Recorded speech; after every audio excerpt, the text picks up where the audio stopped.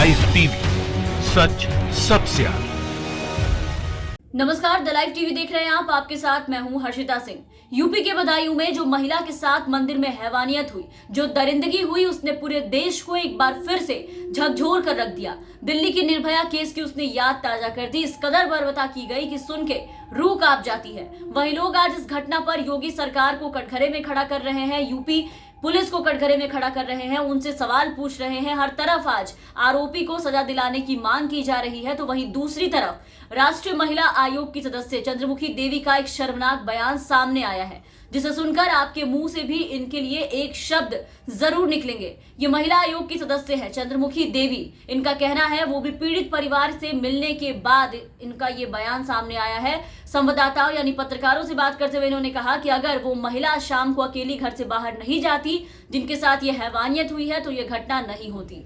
पीड़ित परिवार से मिलने के बाद ऐसा चंद्रमुखी ने कहा है कि किसी के प्रभाव में महिला को समय असमय नहीं पहुंचना चाहिए। सोचती हूं कि अगर संध्या यानी शाम के समय में वो महिला नहीं गई होती या परिवार का कोई बच्चा या कोई सदस्य उनके साथ होता, तो शायद ऐसी घटना नहीं होती। चंद्रमुखी देवी का ये बयान, महिलाओं के बाहर निकलने पर यह टिप्पणी करने वाला बयान, काफी ज्यादा सोशल मीडिया पर अब वायरल हो रहा है। हर तरफ इसकी आलोचना की जा रही है।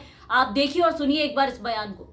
किसी के प्रभाव में महिला को समय असमय नहीं पहुंचना चाहिए।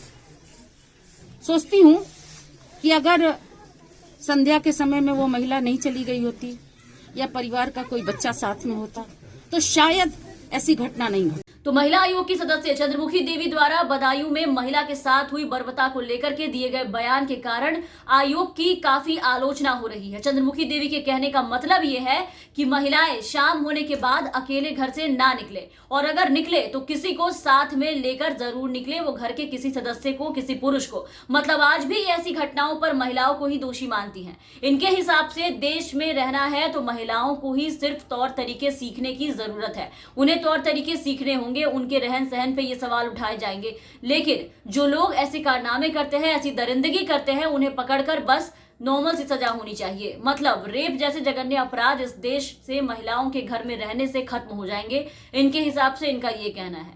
वो अपने टाइम टेबल का ध्यान रखेंगी तो रेप जैसे कांड जो है वो नहीं होंगे। महिला आयोग के सदस्य होके ऐसा बयान कितना शर्मनाक है। शर्म नहीं आती इन्हें ऐसे बयान देने में। लेकिन जैसे ही चंद्रमुखी देवी का ये जो बयान है वो सोशल मीडिया पर वायरल हुआ, सभी जगह ये चलने लगी, तो महिला आयोग की अध्यक्ष रेखा शर्मा को ट्वीट कर कहना पड़ा कि आयोग का पक्ष नहीं है और वो इस बयान की निंदा करती हैं। उन्होंने साफ इससे अपना पलड़ा झाड़ दिया और किनारा कर लिया। लेकिन ये चंद्रमुखी देवी का अकेले का ऐसा बयान नहीं है। इससे पहले भी हाथरस कांड पे आपको याद होगा कि बीजेपी के नेता रंजीत बहादुर श्रीवास्तव खुलकर हाथरस मामले के आरोपियों के पक्ष में खड़े हो गए थे, और हाथरस मामले में जो कि किस तरीके की घटना थी उस पर सभी आरोपियों के निर्दोष होने का दावा कर रहे थे और पीड़िता पर शर्मनाक टिप्पणी की थी और ये कहा था कि ऐसी जितनी लड़कियां हैं इस तरह से मरती हैं, ये कुछ ही जगहों पर पाई जाती है। ये गन्ने के खेत में पाई जाती हैं, ये अरहर के खेत में पाई जाती हैं, मक्के के खेत में पाई जाती हैं, बाजरे के खेत में पाई जाती है। तो ये लोग ऐसे ही हैं, इनकी सोच जो है वो ऐसी ही है। इनकी सोच इतनी छोटी है जिसका कोई हिसाब नहीं। लड़की के चरित्र पर ही उंगली उठाएंगे ये, क्योंकि इससे ज्यादा कुछ करने की इनकी औकात ही नहीं। और चंद्रमुखी देवी के बयान के बारे में आपको बता दें कि इनके इस बयान के बाद महिला संगठन की तरफ से अब इनके इस्तीफे की जो मांग है वो शुरू हो गई है। इनसे इस्तीफा मांगा जा रहा है और होना भी चाहिए, क्योंकि महिला आयोग, जिसे कि महिला अधिकारों के लिए सार्वजनिक रूप से खड़ा होना चाहिए, इसी के लिए इन्हें रखा गया है। अपराधियों को पकड़ने के लिए कार्रवाई करनी चाहिए और ये आयोग महिला की सुरक्षा और सवाल के लिए बनाया गया है। वहां चंद्रमुखी देवी जैसे लोग योगी सरकार में महिलाओं के लिए असुरक्षा के माहौल को ढकने का काम कर रही हैं और सीधा पीड़िता को ही घटना के लिए जिम्मेदार ठहराने में लगी है कि उन्हें नहीं निकलना चाहिए था शाम के बाद।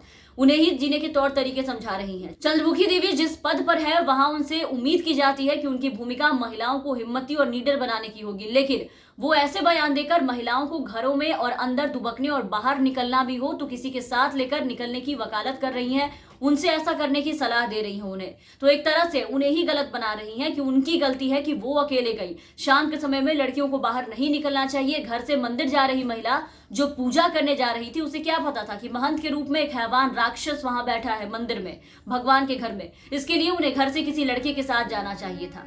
ये इन्हीं लोग के कारण जो ऐसी सोच रखते हैं, देश में ऐसे अपराध बढ़ते जा रहे हैं। महिलाओं के प्रति इनके ही कारण आज लड़कियां और कमजोर समझी जाती हैं। ये खुद एक महिला है और जो बयानबाजी ये मीडिया में आकर के उस पीड़िता के लिए कर रही है जिसके साथ ऐसा हुआ, यहाँ उससे पहले इन्हें इस पर अमल करना चाहिए। इन्हें भी अपने परिवार के किसी लड़के या किसी बेटे या अपने पति के साथ निकलना चाहिए। ऐसे जघन्य अपराध में आरोपी को कड़ी से कड़ी सजा दिलाने और इसकी लड़ाई लड़ने के बजाय ऐसे बयान दे रही है। खैर, आपको बता दें कि इस बयान के बाद काफी किरकिरी हुई है इनकी, चारों तरफ से इनके इस्तीफे की मांग उठी है।